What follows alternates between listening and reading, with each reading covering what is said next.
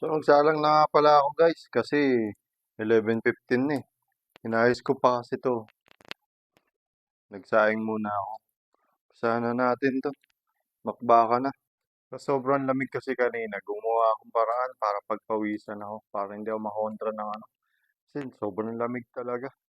Grabe. Kahit nga pag-reply sa comment, di ko pa nagagawa eh. Baka mamaya na lang.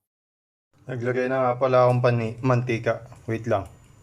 Siyempre, bawang lagi una, di ba? Gigisa ko lang yan. Susunod ko yung laurel tsaka sibuyas. So, okay na guys. Gigisa ko lang ulit yan. Tapos, nilagay ko yung sili tsaka bell pepper. Gigisa na natin yan bago natin ilagay yung manok. So, okay na guys. Sasangkot ako lang muna saglit bago ko timplahan. So, okay na guys. Sasangkot ako lang muna yan bago natin timplahan ng toyo suka. So, okay na guys.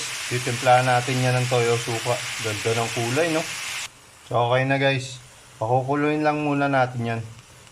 Hanggang sa maluto yung suka. Tsaka mabawasan ng toyo.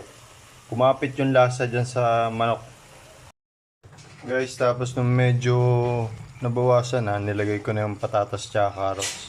Para sabay sa paglambot. Guys, nung medyo malambot na yung carrots patatas, nilagay ko ng tomato sauce. Haluin ko lang muna yan, tapos pakukuloy natin ulit.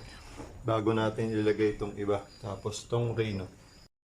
Guys, update. Nilagay ko na pala yung Reno. Tapos nagdagdag akong konting sauce. Para sauce pa lang, ulam na. Grabe yung bango niya. Gugutom na talaga ako. Tapos, nilagay ko na nga pala yung sili at saka bell pepper. Hahaluin ko lang muna yan. Saka natin sasabihin na... So, paano guys? Nakaluto na tayo. Yummy! Ganda ng kulay niya, no?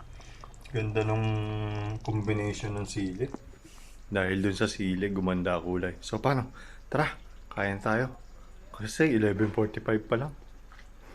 Tsaka magluluto pa tayong bacon. Mamaya ulit.